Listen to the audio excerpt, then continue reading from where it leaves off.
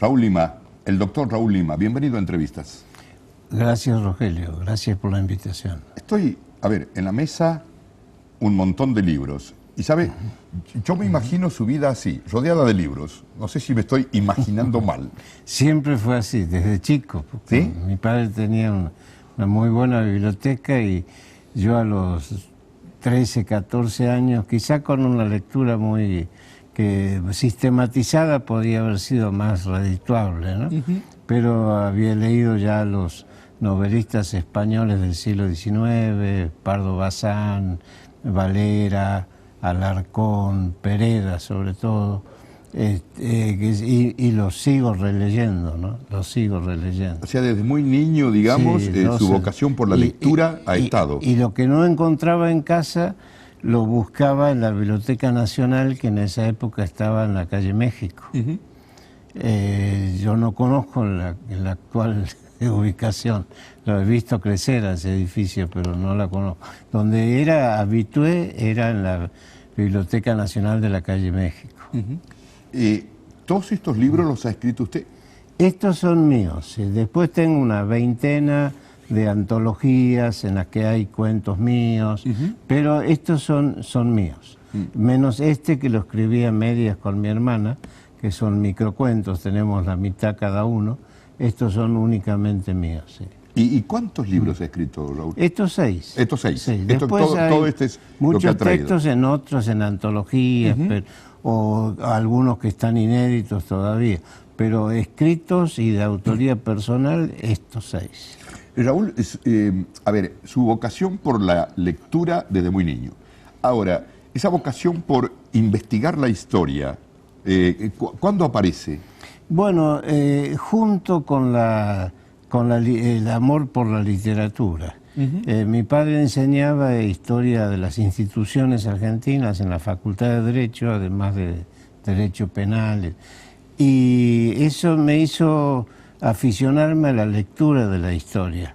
Entonces yo por eso escribo el cuento histórico, porque es una manera que me ha permitido a mí conciliar el gusto por la literatura y por la historia.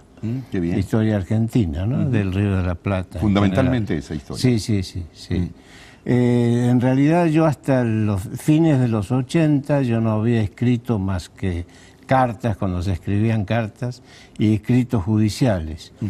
El diario El Liberal organizó un concurso y yo me presenté, pero como era mi primera experiencia, tuve la suerte de ganar un primer premio de los 97 participantes y a raíz de ahí obtuve siempre el primer premio en todos los concursos que organizó el diario El Liberal. 6 fueron. Y después, bueno, el primer premio de la Fundación Cultural Santiago del Estero y en otros concursos. He tenido suerte en ese aspecto, pero no es lo que más me interesa, ¿no? El resultado de los concursos, sino el gusto por la escritura. Lo nombró a su papá, nombró a una hermana. Sí. ¿Cómo más estaba integrada esa primera familia de donde usted viene? Bueno, y una hermana con la que he escrito Mi padre era abogado, profesor universitario, fue juez federal, y mi madre, mi hermana con la que he escrito este libro, ella es casada con un hijo de Raúl Scalabrini Ortiz. Mi cuñado es doctor en geología, ingeniero en petróleo, justamente opina en este libro en unas cuestiones sobre la ubicación de Santiago. Y un hermano varón mayor que yo, que vive en Buenos Aires, que tiene... O sea, son 3 hermanos. 3 hermanos. Ahora, de esa época, de su niñez, de su primera juventud, cuando empezó la vocación esta por la lectura, por la historia, ¿cómo lo describiría? ¿Fueron tiempos felices para usted? ¿Complicados? Sí. No, yo vivía en pleno centro, en Buenos Aires, donde vive mi hermano ahora, en la calle Tucumana, en 1600, frente a la Casa Radical. Buenos Aires, los fines de semana es un poco triste, en la parte céntrica, ¿no? Porque todas esas oficinas, todo ese movimiento. Entonces, yo tenía todos mis primos en San Isidro, y era mi evasión el fin de semana, ir a dormir a la casa de mi abuela o a lo de mis primos.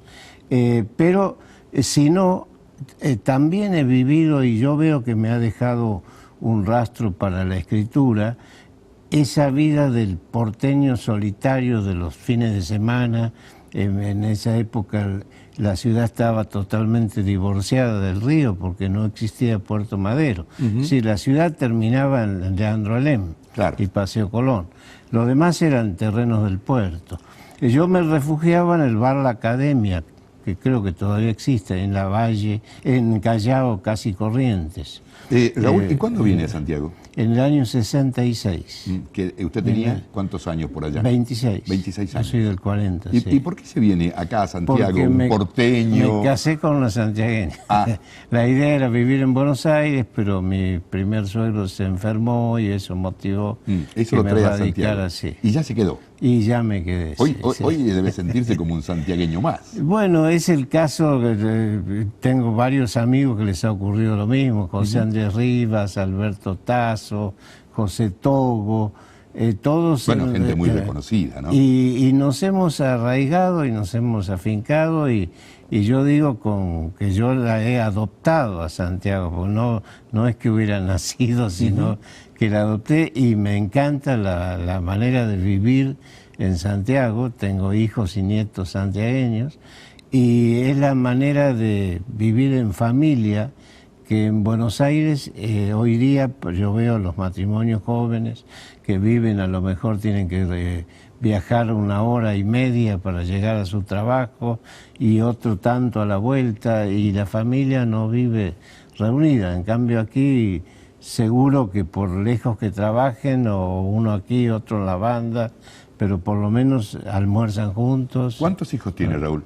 Yo tengo 5 hijos, 2 del primer matrimonio y 3 del segundo. ¿Y nietos? 4 varones y 1 mujer. Y nietos tengo de mi hijo Javier, que es el mayor, que es biólogo, tiene 4 varones. Y mi hijo Diego, que vive en Bangkok, en Tailandia. Él es licenciado en administración. ¿Y hace mucho que se fue por ahí? Estuvo 4 años en México y ahora va a estar 4 en Bangkok. Y tiene una hija mujer, o sea, tengo 4 hijos varones, una hija mujer y un hijo varón esperándolo del mayor de la segunda camada, digamos. ¿La hija mujer fue su preferida? Bueno, siempre la mujer es la mimada, ¿no? Dígame a mí que tengo 3. Sí. Raúl, usted es un convencido de que a Santiago del Estero, y no se ha convencido de la nada, se ha convencido de sus estudios, de sus investigaciones, que a Santiago del Estero lo fundó Núñez del Prado. Núñez de Prado, sí. Núñez de Prado, perdón. En este libro, que lo presenté el 27 de septiembre en el CCB, del año pasado, yo demuestro exhaustivamente la postura que ya fue sostenida por José Néstor Achával, por Eudosio de Jesús Palacio, por Luis Alén Lascano. Todos nuestros grandes historiadores sostuvieron esa postura, aún antes del descubrimiento que hace Gastón Doucet en 1981 en el Archivo Nacional de Bolivia, en Sucre. Sucre, la ciudad de los 3 nombres, ¿no? Chuquisaca, La Plata y Sucre. Ahí ya él encuentra una prueba definitiva al respecto, que Luis Alén Lascano da la primicia en 1992 con su Historia de Santiago del Estero. Ya lo había hecho conocer 3 años antes, cuando da su discurso de incorporación a la Academia Nacional de la Historia. Es decir, eso que habían sostenido tanto tiempo Orestes Di Lulo, Eudosio de Jesús Palacio, José Néstor Achával, y que ya había despejado totalmente el descubrimiento de Gastón Doucet, cuya primicia dio Alén Lascano, ya no hay duda al respecto, no hay duda seria. Ahora, el que no quiera enterarse, bueno, seguirá sin enterarse. Entonces, Pero ahora, yo lo que demuestro en este libro es, después de destacar el descubrimiento de Doucet, que es muy importante, es que aún sin ese descubrimiento ya había elementos como para saber fehacientemente que fue Núñez de Prado el fundador. Entonces, por lo de la voz de Francisco los de Aguirre, antiguos ¿qué fue? vecinos. ¿Una traslación? Nada más que un traslado. Un traslado. 1400 metros. De algo que ya estaba fundado. De algo que ya estaba fundado, sí. Ahora, y que había sido trasladada ya 2 veces. Porque la ciudad se funda el 29 de junio de 1550. La ciudad del barco. La ciudad del barco.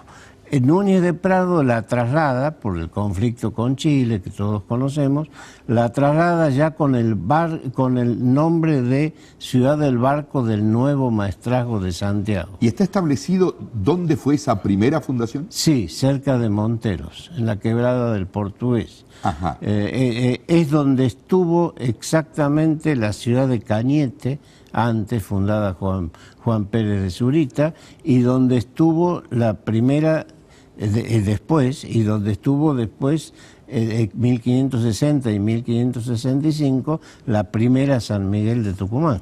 Ajá. Que estuvo 120 años y se la trasladó. Y ahí se traslada a Santiago, la traslada el propio Núñez del Prado para hacia abajo, digamos, del río. Primero la traslada hacia arriba, cerca de San Carlos en Salta.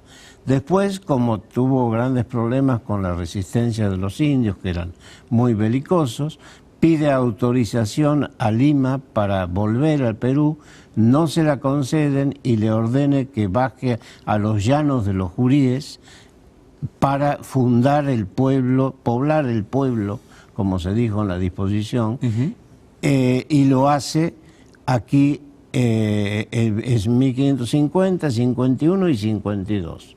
Después viene Francisco de Aguirre y lo remite preso a Núñez de Prado, a Santiago de Chile, a 20 pobladores y a los 2 sacerdotes, Trueno y Carvajal, les permite volver al Perú y deja a algunos hombres de él, más los que ya estaban, y traslada a la ciudad y vuelve a Chile porque él tenía que disputar con Valdivia, había muerto Valdivia y tenía que disputar con Villagra la gobernación de Chile.